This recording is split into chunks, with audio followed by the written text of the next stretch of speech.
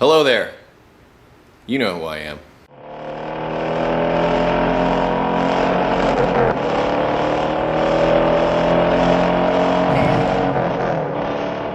Welcome back. We have a return car to the Eric the Car Guy show today. I think you may recognize this car from the axle ball joint replacement video. It's back for a different problem. Today it is back for an engine miss. Some time ago I had also done a timing belt and water pump on this car. Well, let's back it up. Let's follow the trail of evidence like I keep telling you. So you got an engine miss. The car comes in, you open the hood, and this is what you find. Okay, so you open the hood and just a brief inspection of some of the work you did, and what's that? That is a spark plug wire that is not all the way down inside of its hole, and it appears to be soaked with oil. Now, the last time this came in, I replaced the valve cover and all the gaskets in the valve cover, but guess what? Those are not the only gaskets. No, there are more gaskets to be found, and they are found underneath the assembly that holds the camshaft in. We're going to take it off and replace those seals today. It's going to be fun. So if you have a Honda Accord of this vintage that has this type of engine in it, and you have a habitual problem with oil getting into the spark plug wells, and you've replaced the valve cover gaskets, and maybe you've gotten a little crazy and coated them all with RTV thinking that was going to seal it off. No, all you did was make a mess. Get that stuff out of there, let the gasket do its work, and replace what's actually leaking, which is down underneath. Sometimes when I do these, I replace the valve cover gasket to start with, and I tell the customer, you know what, drive it for a while, come back, we'll check them again to see if it's leaking down underneath, because it's considerably more effort to get down to the second set of seals. If it comes back like this one, you got no choice, but if it doesn't come back, maybe you got away with it. But in all honesty, if the valve cover seals are all hard and it takes a lot to get them out like it did with this car, it's very possible that the other seals are just as bad. So you might want to do it all at once. It's up to you. But let's get started, because I'm just talking. More doing, less talking. Now I'm going to start by jacking up the car on this side. And I'm not going to use the jack stand because I'm not going to go underneath the car at all. But I think it's okay as long as you're not going underneath the car. If you're going underneath the car, use a jack stand. And this is only so that a tall guy like me doesn't have to be on his knees the whole time he's working on the car. You might be saying, Eric, why bother with the fender cover? Well, a couple of reasons. Well, if it was a nice car, first of all, that would be something, but more than anything, I like to set things in this area, and when I do, I can see them better here than I can down in all that mess.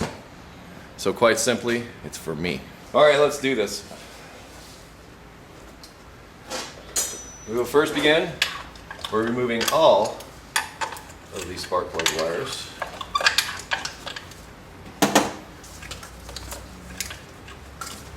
And because I have them out now, which would give them ample time to dry,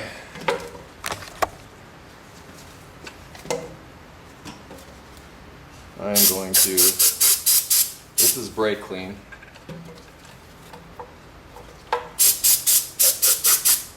These wires were new. If they were old, I might replace them.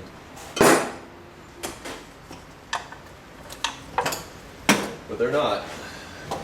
But if you do this now, this will give these time to dry out.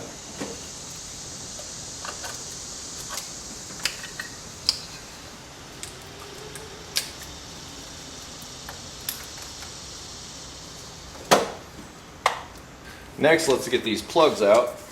Now, I've heard it said not to take the plugs out when it's hot and not to use an impact.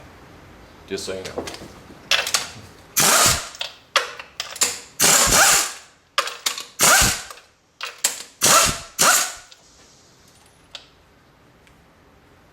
This one's dry. And also burning some oil. Anytime you see that brown residue, it's burning oil.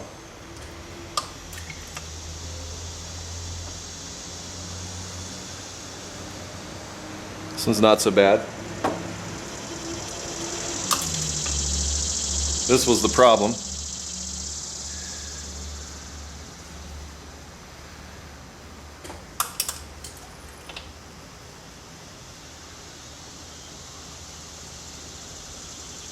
This one's not so bad. Set the plugs aside. In the offending cylinders,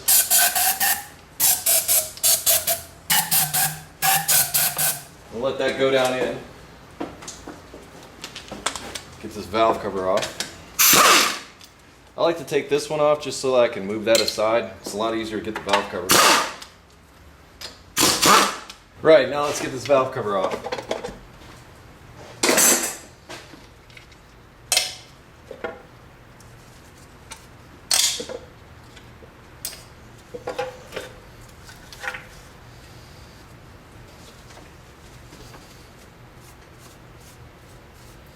The seals that we're replacing are down inside these holes, but to get to them we have to remove this entire assembly that holds down the rocker shafts and everything else.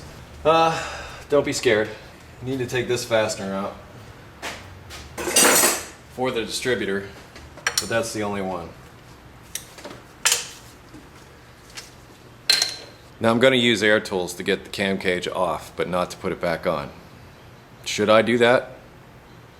Maybe, maybe not. The important thing is to do it in stages. The valve springs are pushing up on the assembly that I'm taking off, so it's going to start to cock and get all strange and caterwampy when I try to take it off. Be aware of this. I start from the outside and work my way in. It's the best way to do it, in my opinion. But yeah, kick back and enjoy. Two sockets you will need, a 10 and a 12 millimeter. There are two 10 millimeters that hold the outside of this part of the cage on. And I will just leave the fasteners intact. I'll just leave them in the holes that they came from. And once again, oh wait. Then you have a series of 10s across the back here.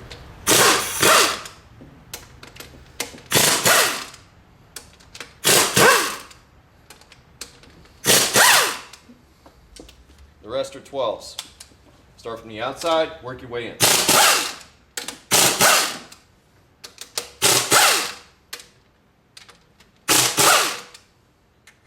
Don't forget about these guys.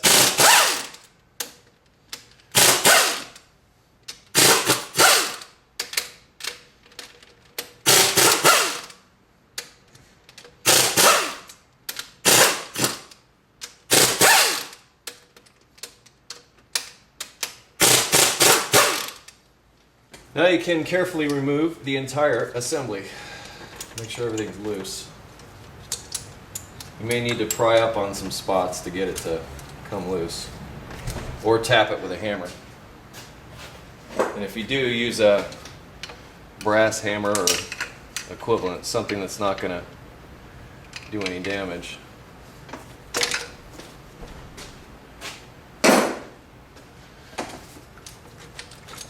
Take the entire assembly off. Ta-da! One of these guys got left behind.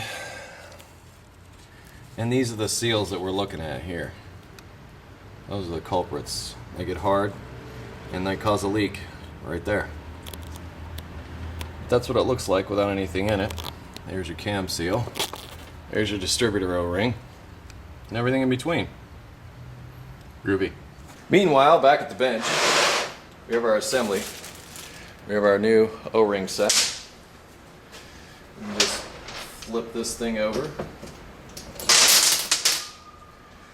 And you will see each one of these. Now, normally these get really hard and brittle.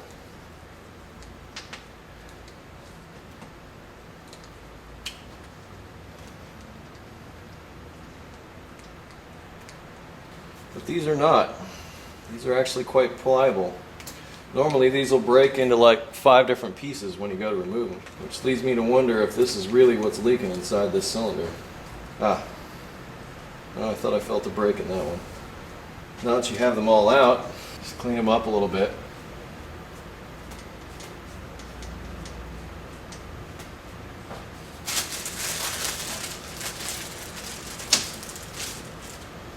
Take your new ones and press them into place. There's these little pieces of metal here that will pinch them, hold them where they need to be.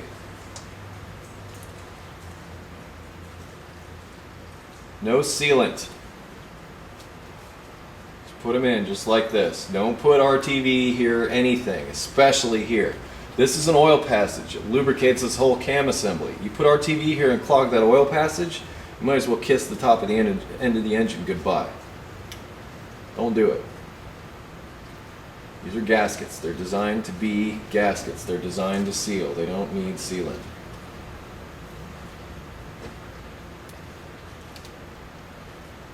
Alright. They're now all installed and ready to go. I'm going to go take a closer look at that engine block. See if there's anything interesting there.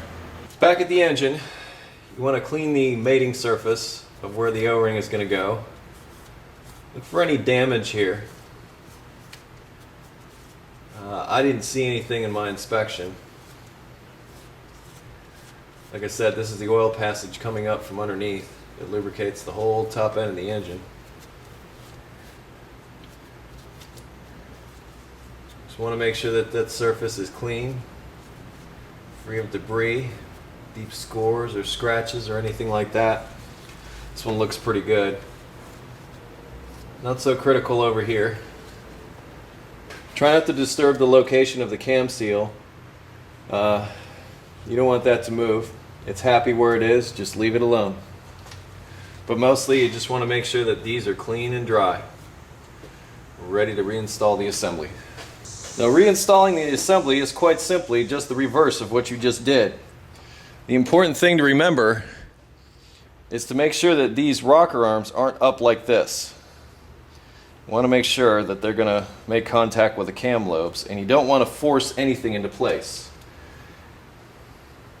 You want to very gingerly set it in there, get it lined up, make sure everything is lined up. Go along the camshaft, make sure the rocker arms are lined up, make sure the rocker arms aren't pinched on the tops of the valves, any of that kind of stuff. You want to make sure that everything is going to go together nice. And then, this part by hand. You start running your fasteners in. Make sure they thread up. And this was just the opposite of removal. Start from the center and work your way out. Now all I'm doing now is making sure these things thread down in. I'm not going to give them any kind of tightening force whatsoever. Just want to make sure they're capable of threading in the holes without difficulty. Because if you can't do it by hand here, and you feel it starting to cross thread, stop. Find out what's binding it, correct it, then proceed. But not beforehand. I've actually seen engines get ruined because this procedure wasn't done with a whole lot of care, and accidentally one of these rocker arms was mispositioned on the valve, and as it tried to work the valve, it basically lost its keepers and broke the valve and broke a whole bunch of stuff. So if you're not careful here at this crucial step, you may pay for it dearly. Now that you've got everything snug, just want you to go around with I have a plastic hammer here, and just tap on the assembly. And the reason for this is because if you tighten bolts, they are gonna force things together no matter what. If you tap it with a hammer, these things will have a chance to fall into place the way they're supposed to. I can't stress enough how important it is when you do this job to make sure that your rocker arms are making contact with the top of the valve, and that, because you can see these can move from side to side. and that also the back side of the rocker is making contact with the cam lobe. Probably the most important part of this entire thing. Now, I'm going to run these down, but if memory serves, these are 28 foot-pounds. These are 16 foot-pounds. So 10 millimeter head, 16 foot-pounds. These are 28 foot-pounds. I'm going to run them down by hand until I feel them tight, and then I'm going to run them over with a torque wrench. I'm going to start with the larger 12 millimeter heads. I'm going to start in the center and work my way out. And I'm not going to tighten one down any more than the rest to start with. I'm going to work it all down in sequence. And I'm going to go for the 12s long before the 10s.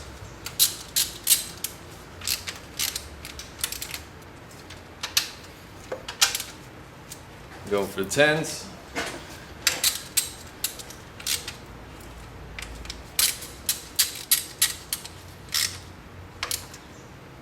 This is a clicker type torque wrench.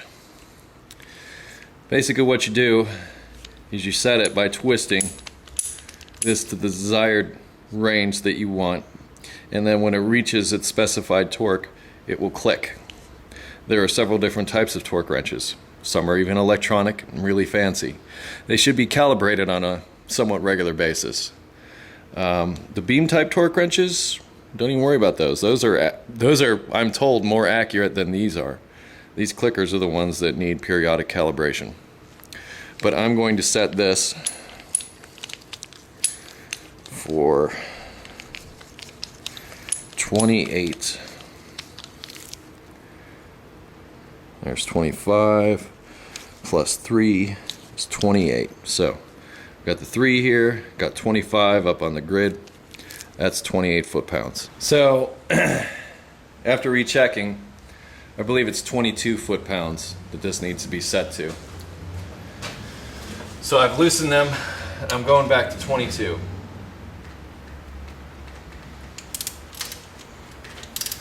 The more the torque, the higher the click. You're really not hearing the click.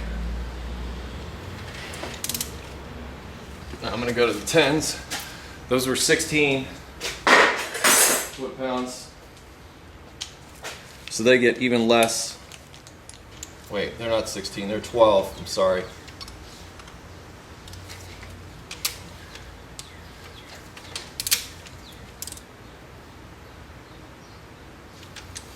Alright, now that everything's torqued up, I'm going to spin the engine over by hand with a ratchet just to make sure it all moves like it should and everything's in place.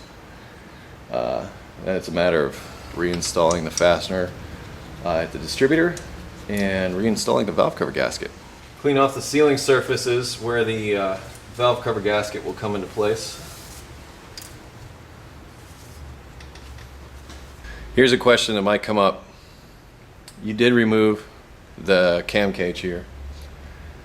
You might have gotten the valves out of adjustment. It's really not a bad idea to run through the valves. There is the valve adjustment video that I did on an Accord at that, so you can go and refer to that as far as doing a valve adjustment. Really not a bad idea. One more thing on these clicker type torque wrenches. You want to make sure that you zero them up before you store them. You don't want to store them at a setting. You want to put them at 0 and then you can store them. I'm now going to reinstall the valve cover. Like I said, the old gasket was new, less than a month old. Well, maybe it's 3 months, I don't know. So I'm just going to reuse the old gasket and save the other parts of the gasket kit for later. These are a pain because they, this particular brand of gasket does not like to stay in. And that could cause a problem. And you just want to take a little bit of sealant and put it just on the corners only. That's the only place where it should be. Just like that, and about that amount. Any more is too much. You're just trying to seal the corners where it mates up with the cylinder head. And pull this wire up all the way. That's why I undo that fastener. My hope is that that won't happen. That's why I don't like these gaskets. I'm going to get some gasket sealant and put this one in. Okay, now the gasket's back in place. Hopefully it's going to stay in. And it does.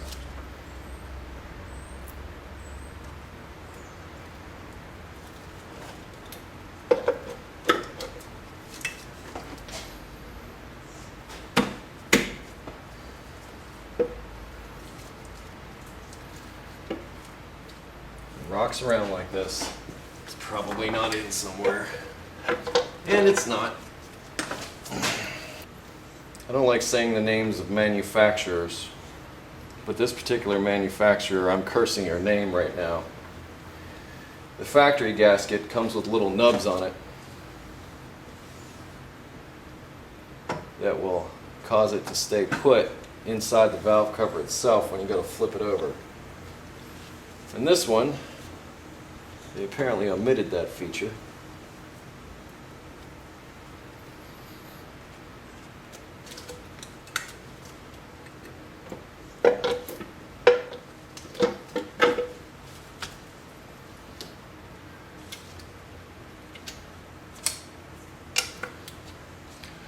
Okay, from here you just finish reinstalling the valve cover. You reinstall the spark plugs.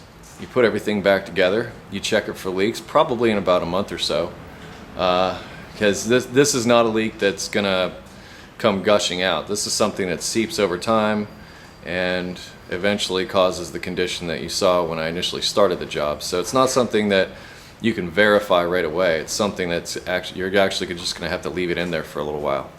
Anyway, as always, you can visit me at EricTheCarGuy.com.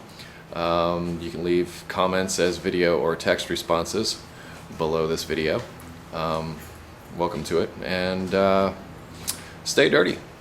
Staying dirty is good. Be dirty. Be good. See ya.